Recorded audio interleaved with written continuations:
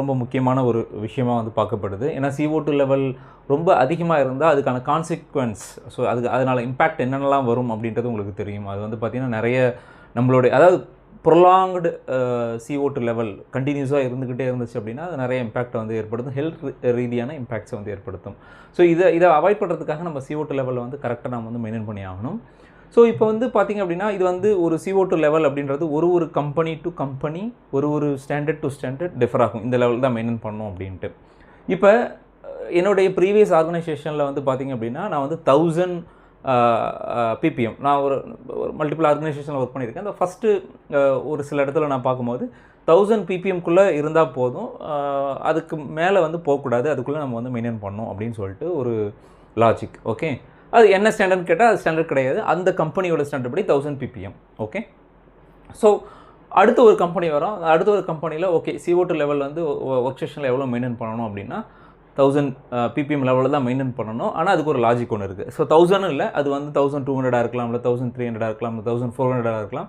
அதுக்கு ஒரு லாஜிக் இருக்குது. என்ன அப்படின்னு சொல்கிறாங்கன்னா ambient CO2, okay, CO2 level in the atmosphere, ambient, ஓகேவா, அந்த லெவல் ப்ளஸ் 500, அது ரெண்டும் தான் வந்து உங்களுக்கு த்ரெஷ்ஹோல்டு. ஃபார் எக்ஸாம்பிள் வந்து பார்த்திங்க அப்படின்னா எனக்கு வந்து பார்த்திங்க அப்படின்னா எனக்கு ஆம்பியண்ட்டில் ஒரு 500 CO2 லெவல் இருக்குதுன்னு வச்சுக்கோங்க.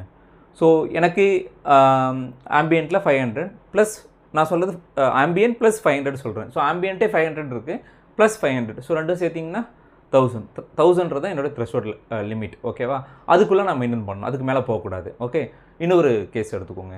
ஆம்பியண்ட்டில் 800 ppm CO2 இருக்குது, ப்ளஸ் 500 எடுத்திங்கன்னா 800 + 500 எடுத்திங்கன்னா 1300 ppm. ஸோ 1300 ppm அப்படின்றது எனக்கு ஒரு பெஞ்ச் மார்க், ஒரு த்ரெஷ்ஹோல்டு லிமிட். ஸோ அதுக்குள்ளே நான் வந்து மெயின்டைன் பண்ணணும். ஸோ ஆம்பியண்ட்டை பொறுத்து எனக்கு இது லிமிட் கிடையாது. ஆம்பியண்ட்டை பொறுத்து என்னுடைய CO2 லெவல் வந்து கம்மியும் ஆகலாம், அதிகமாகவும் ஆகலாம். அதாவது த்ரெஷ்ஹோல்டு லெவல் வந்து கம்மியாகவும் ஆகலாம், அதிகமாகவும் ஆகலாம். ஸோ இது எந்த ஸ்டாண்டர்டை பேஸ் பண்ணி அவங்க வந்து சொல்கிறாங்க அப்படின்னா அது கம்பெனியோட ஓன் ஸ்டாண்டர்ட் இல்லை. அவங்க வந்து பார்த்திங்கன்னா ISHRAE கிளாஸ் B. ஸோ அதாவது ASHRAE தெரியும். ஸோ ASHRAE அப்படின்னா American society of heating refrigerating air conditioning engineer. So இது வந்து பார்த்திங்கன்னா ISHRAE அப்படின்னா இந்தியன். ஓகேவா, ஸோ இந்தியாவுக்குள்ளே ஃபாலோ பண்ணுற அந்த ஸ்டாண்டர்ட். ஸோ கிளாஸ் பியை ரெஃபர் பண்ணி இந்த CO2 லெவல் வந்து மெயின்டைன் பண்ணணும். ஸோ இது class B, ISHRAE class B என்ன சொல்லுது அப்படின்னா ambient CO2 லெவல் plus 500, so that is the threshold limit. ஸோ அதுக்குள்ளே நீங்கள் வந்து மெயின்டைன் பண்ணணும். இப்போ நான் சொன்ன அந்த எக்ஸாம்பிள்லேருந்து உங்களுக்கு புரிஞ்சிருக்கும். ஓகே, ஸோ இப்போ உங்களுக்கு ஒரு சின்ன டாஸ்க், உங்களுடைய ஒர்க் ஸ்டேஷனில் நீங்கள் CO2 லெவல் வந்து எவ்வளோ மெயின்டைன் பண்ணுறீங்க, அது எந்த ஸ்டாண்டர்டை ஃபாலோ பண்ணி நீங்கள் வந்து மெயின்டைன் பண்ணுறீங்க, எந்த